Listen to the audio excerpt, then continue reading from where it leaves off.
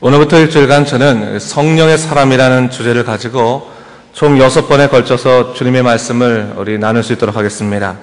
특별히 저는 이번에 대강절 아침 기도회를 준비하면서 올해는 어떤 말씀으로 좀 은혜를 나누면 좋을까 생각해 봤습니다. 그러다가 제 마음속에 계속해서 떠나지 않은 하나의 음성이 있었는데 바로 성령님에 관해서 전하라고 하는 것이었습니다.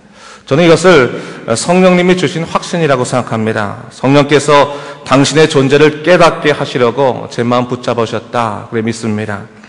제가 목회하면서요, 성도들과 대화를 하다 보면 참 아이러니한 이야기를 듣게 됩니다. 정말 바쁘고 힘이 들어 도저히 힘을 낼 수 없을 것 같은데 그 고단한 삶을 이겨내게 하는 힘이 믿음 생활에서부터 온다, 이렇게 말하는 분들이 참 많이 있습니다. 그렇죠, 여러분.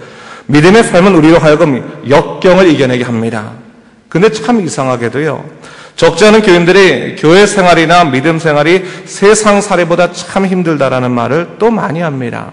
그래서 혼자 믿음 생활했으면 좋겠다, 믿음 생활이 이렇게 힘들면 어떻게 하겠느냐, 또 이렇게 말하기도 합니다. 물론 교회 공동체 안에서 상처받거나 관계적으로 풀어내기 힘든 어려운 일도 있을 수 있지만 근본적으로 영적인 삶이 힘들다라고 말하는 사람들도 많이 있습니다. 참 아이러니하죠. 어려움을 극복하게 하는 것도 믿음 생활이요, 또 어려움에 처하게 하는 것도 믿음 생활이라고 말하는 거예요. 도대체 그러면 믿음 생활이 뭡니까? 여러분, 우리가 믿음 생활할 때 아주 중요한 영적인 경계선이 하나 있다는 것을 잊지 말아야 됩니다. 이는 성령이 주도하시는 믿음 생활은 감격과 기쁨이 있고 또 능력이 있지만 내 의지로만 믿음 생활하려고 하면 거기는 반드시 한계가 있다는 사실입니다. 어떻게 보면 성령께서 함께 하지 아니하시는 믿음 생활은 억지로 하는 것이지만 성령이 함께 하시는 그 믿음 생활은 기꺼이 하는 삶이에요. 아주 다릅니다. 성령이 임재하시는가 아닌가에 따라 그 영적인 경계선이 나눠 있다고 볼 수가 있습니다. 여러분은 성령의 임재를 경험해 보신 일이 있을 겁니다. 예수 그리스도를 나의 주님으로 고백할 때 그 심령 가운데 내가 예수님을 나의 주님으로 모시겠습니다, 섬기겠습니다 라고 말하면서 마음이 뜨거워지던 그 시간이 분명히 있었을 겁니다. 근데 시간이 지나다가 보니까 그 뜨거운 마음이 사라지고 종교적인 의무로 그냥 신앙생활이 남을 때도 있습니다. 여러분, 오늘 우리가 성령님에 관해서 말하면서 우리가 좀 솔직해지면서 들어갈 필요가 있다고 생각이 들어요. 나는 어쩔 수 없이 믿음 생활한다, 나는 영적인 기쁨이 없다, 나는 성경의 말씀 믿어지지 않는다, 나는 구원의 확신이 없다, 나는 도대체 왜 하나님을 믿어야 하는지 상식적으로 이해되지 않는다, 그런 마음이 사실 들 때도 있습니다. 물론 교회를 다니기 시작하면서 아직까지 성령님의 임재를 경험해 보지 못한 사람들도 있을 수 있습니다. 아직 마음으로 예수님을 나의 주님으로 영접하지 못한 사람들도 있을 수 있습니다. 그러나 예수님을 나의 주님으로 영접하여 성령의 임재를 경험했음에도 불구하고 아직까지 그 뿌리가 옛사람의 성품으로 성령의 충만함과 역사를 누리지 못한 분들도 있을 수 있습니다. 여러분, 신앙생활은요, 육으로 하는 것이 아닙니다. 신앙생활은 영으로 하는 것입니다. 육으로 하는 신앙생활은 언제나 갈등과 회의감을 불러일으킵니다. 그저 내가 교회에서 맡은 일이 있으니까 억지로 하는 그런 믿음 생활에는 여러분 이 능력이 있을 수 없습니다. 그럴 때 여러분, 우리의 영적인 상태를 좀 돌아볼 필요가 있습니다. 성령님께서 임재하셔서 나로 하여금 하나님의 거룩한 삶을 살게 해달라고 소망하게 되었을 때 우리의 믿음의 삶은 달라질 수밖에 없는 것입니다.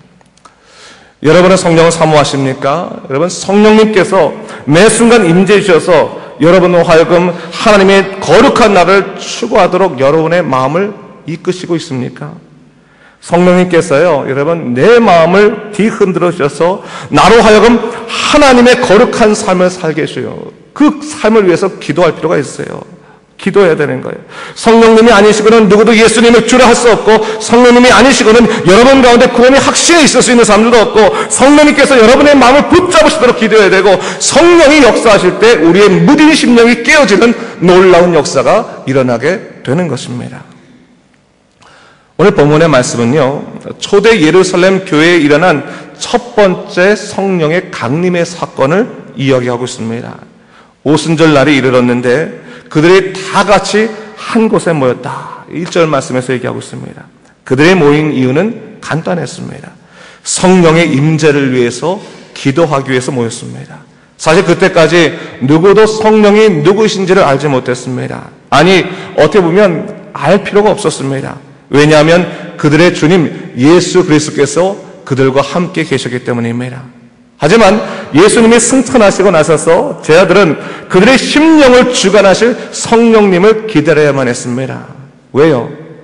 예수님이 함께하지 않는 삶은 속이 빈 껍데기와 같은 삶이기 때문입니다. 그래서 그들의 내면을 충만하게 채워줄 바로 그 성령님을 그들이 기다렸던 것입니다.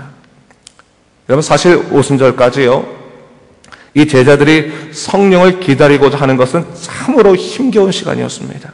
왜냐하면 아무리 열심히 기도한다 할지라도, 아무리 열심히 갈망한다 할지라도 그 기도와 갈망은 자기의 의지로만 할 수밖에 없는 것이었기 때문에 그렇습니다. 답답한 거예요. 언제 그 약속하신 성령이 임하시나, 도대체 언제까지 우리가 이 자리에 기다려야 되나, 그러면 생각이 참 많았을지도 모릅니다. 여러분, 신앙생활에서요, 자기 의지가 전혀 필요 없는 것이 아닙니다. 마음을 열고 주님을 사모하고 갈망하는 것 참으로 중요합니다. 어떻게 보면 그것은 마음밭을 형성하는 것이라 볼 수 있습니다. 그런데 여러분, 그럼에도 불구하고 내 의지로만은 믿음 생활을 할 수 없습니다. 왜냐하면 의지라고 하는 것도 한계가 있기 때문에 그렇습니다. 여러분, 신앙생활에서 여러분 목회를 하면서 제가 제 육신이나 마음이 얼마나 제가 참 약한지를 자주 보게 됩니다. 솔직히 목사인 저도 연약한 편에 속하기 때문에 인내하지 못할 때가 참 많습니다.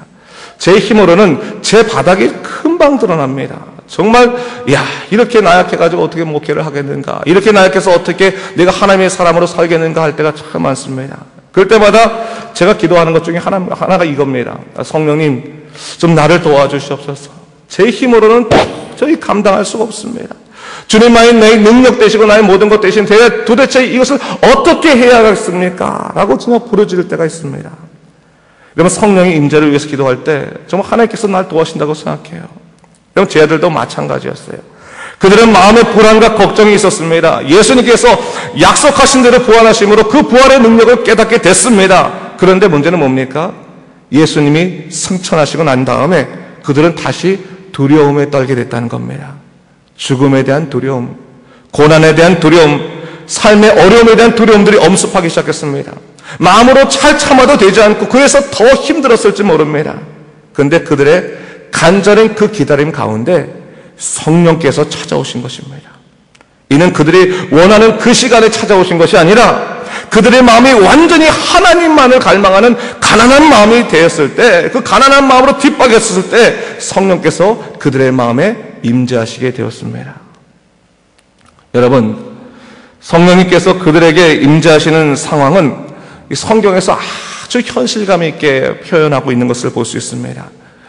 호련히 하늘로부터 급하고 강한 바람 소리가 있고, 또 불의 혀처럼 갈라지는 것들이 있고, 마치 공상강령화처럼 초자연적인 역사가 일어났다는 것을 얘기하고 있습니다. 그런데 여러분, 여기 오늘 본문에서 정말 중요한 것은 그 부분이 아닙니다. 3절 말씀에 보니까요, 그 성령이 각 사람 위에 하나씩 임하였다라고 말하고 있어요. 바로 성령께서 한 사람 한 사람 당신의 능력을 그들을 끌어안으셨다라고 얘기하고 있는 거예요. 여러분, 누구에게든지 성령이 임하고 누구에게든지 성령이 임하지 않고 그것이 아닙니다. 예수 그리스도를 주로 고백하는 사람들에게는 성령이 임하시는 거예요. 아니, 성령이 임하시기 때문에 예수님을 나의 주님이라고 고백할 수 있는 것입니다. 근데 정작 문제는 뭡니까? 4절 말씀에 있었어요. 4절 말씀 제가 한번 읽어보겠습니다. 그들이 다 성령의 충만함을 받고 성령이 말하게 하심을 따라 다른 언어들로 말하기를 시작하니라 했어요. 그들이 완전히 변화된 삶을 살게 된 이유가 뭡니까? 성령 충만하게 되었기 때문이다 라고 얘기하고 있는 거예요. 충만하다는 말은요, 완전히 가득 차 있다는 말입니다. 성령께서 완전히 그를 소유하셨기 때문이다 라는 것을 얘기하고 있는 거예요. 여러분, 우리가 예수를 믿는다 하더라도 여전히 옛사람의 습관 속에서 살아가면 성령님께서 충만하게 임하지 않습니다.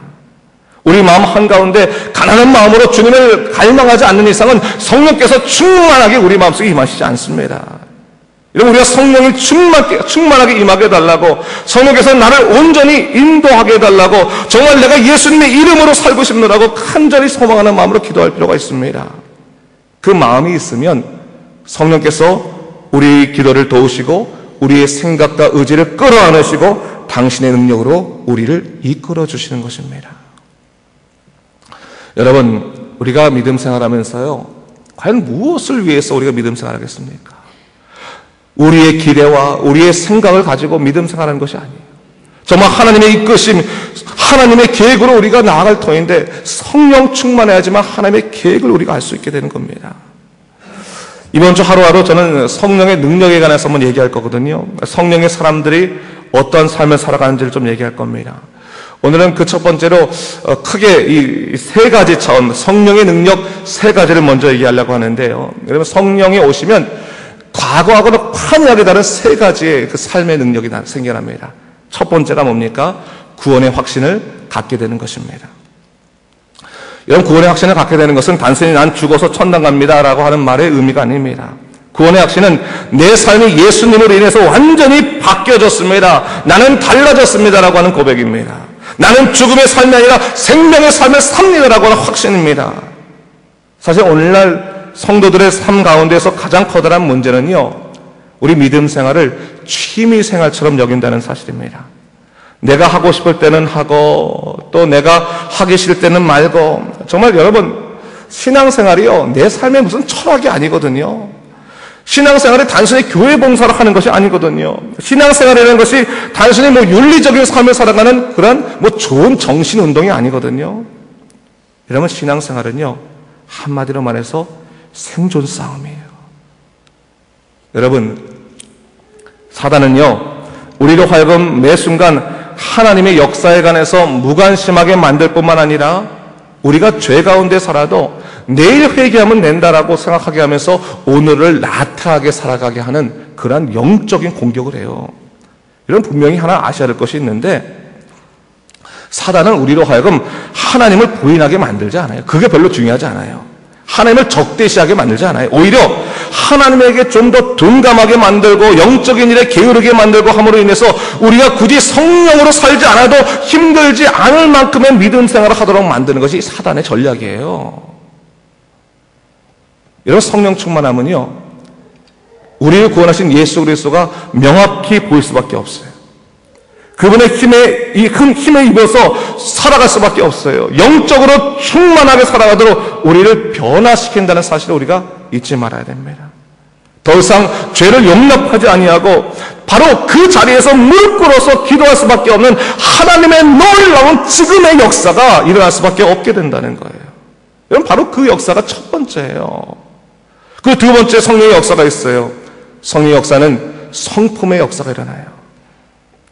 성령은 인격체이시기 때문에요, 성령이 충분히 거하시고 나면 우리 인격에도 엄청난 변화가 일어날 수밖에 없습니다. 여러분, 성령님이 우리 안에 거하시면 우리 깨어진 하나님의 형상이 회복되기 시작해요. 그리고 우리의 속사람이 살아나기 시작합니다.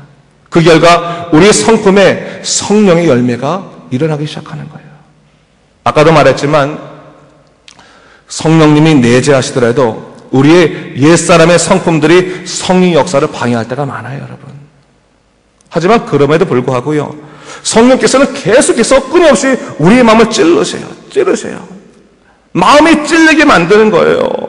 하나님이 원하시는 방향으로 살아가도록, 내가 이렇게 살아가면 안 되는데, 내가 정말 이렇게 하면 안 되는데 라면서 수없이 우리 마음을 찌름으로 인해서 우리 믿음을 강하게 하실 뿐만 아니라 우리의 인격을 하나님이 원하시는 방향으로 끌고 가십니다. 제가 보니까요, 오늘날 적지 않은 사람들이 이 자기 수련법이라는 것을 찾을 때가 참 많습니다. 세상이 복잡하니까 자기를 비우는 거예요. 마음을 비우고 욕심을 제어하는 자기 수양을 찾는 것을 참 많이 있습니다. 여러분, 스트레스 참 많지 않으십니까? 근데 여러분이 아셔야 될 것이 뭐냐면요, 성령을 우리가 만나게 되면 사실 자기 수양이 필요가 없는 거예요.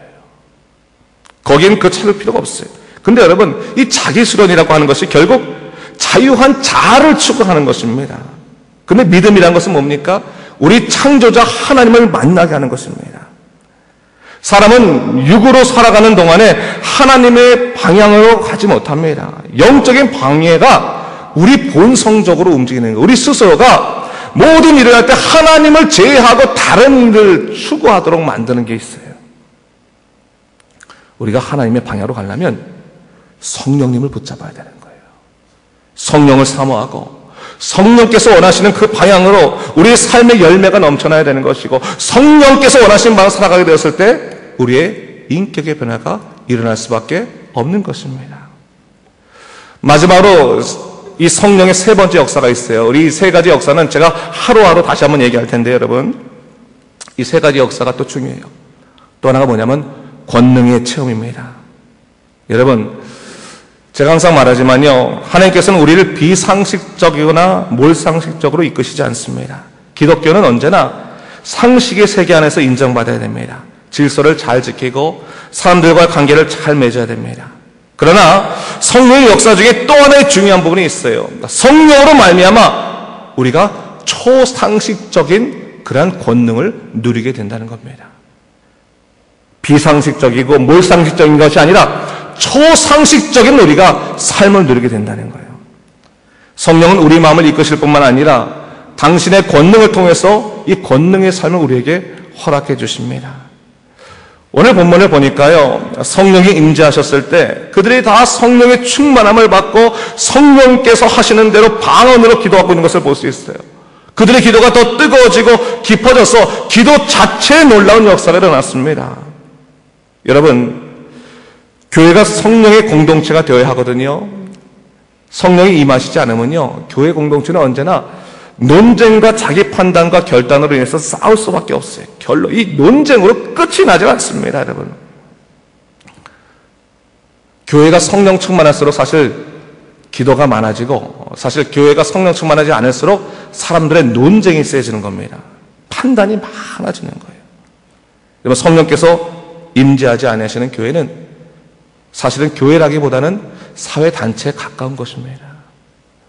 여러분, 우리가 매 순간 영적으로 깨어 있어야 되고 영적으로 또 기도해야 될 것, 특별히 교회를 위해 기도할 것이 뭐냐면 성령의 임재와 충만을 위해서 우리 교회를 기도해야 되는 거예요. 우리 칠령락교회가 정말 성령께서 붙잡으시는 교회가 되지 않는다면 여러분, 우리 교회를 통해서 하나님의 영광을 드러내는 소망이 일어날 수 없습니다.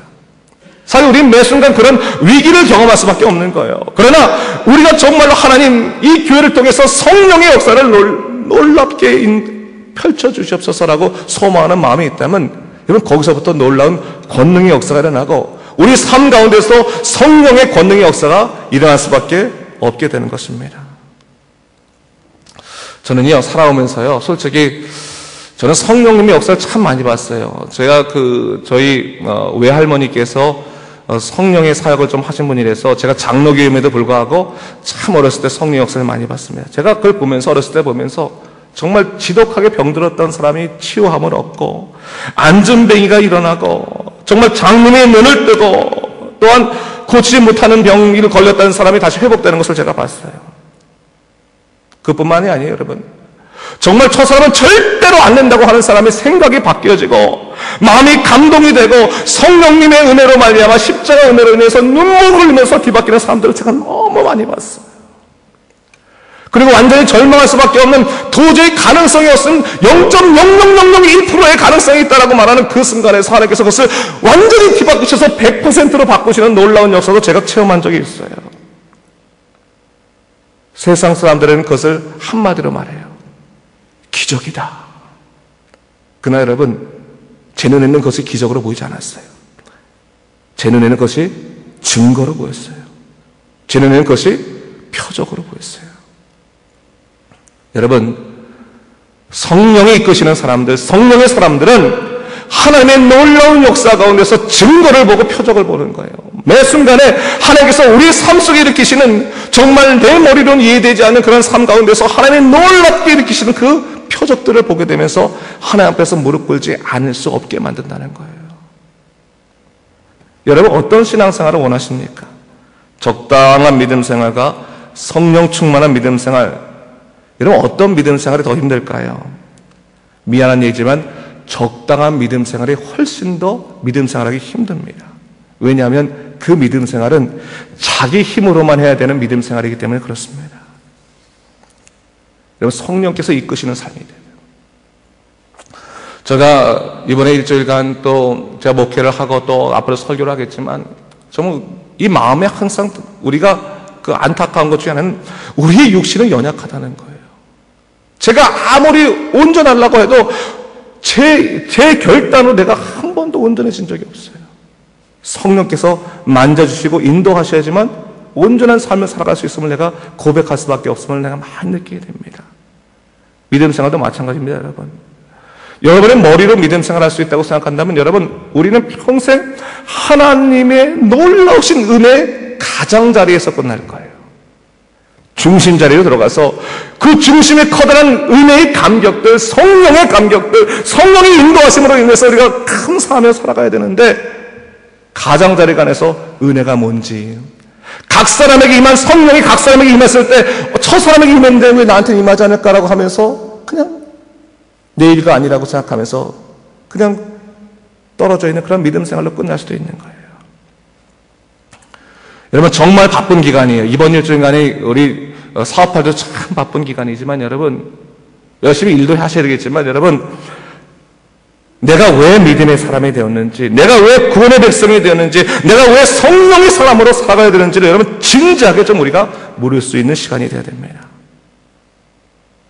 남들 때문에 교회 다니는 건 아니잖아요, 여러분. 우리가 이민사회 와가지고 사람들 보려고 우리가 교회에 오는 것은 아니지 않습니까?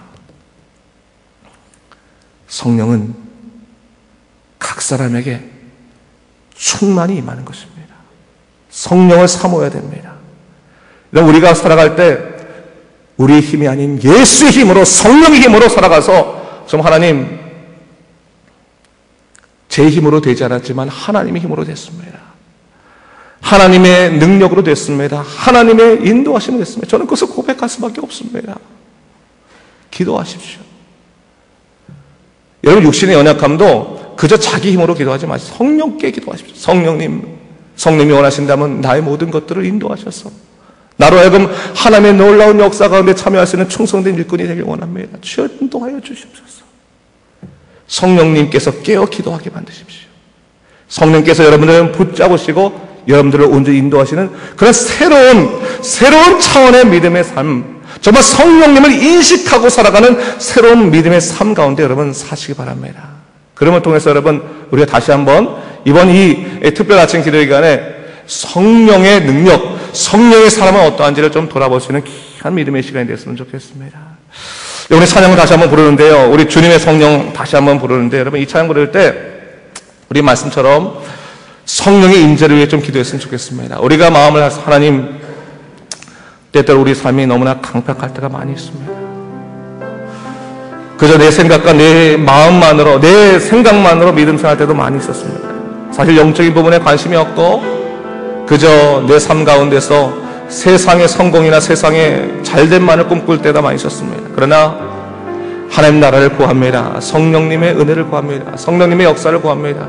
주여, 우리 마음과 임하여 주시고 우리 붙잡아 달라고 한제 기도, 우리 찬양합니다.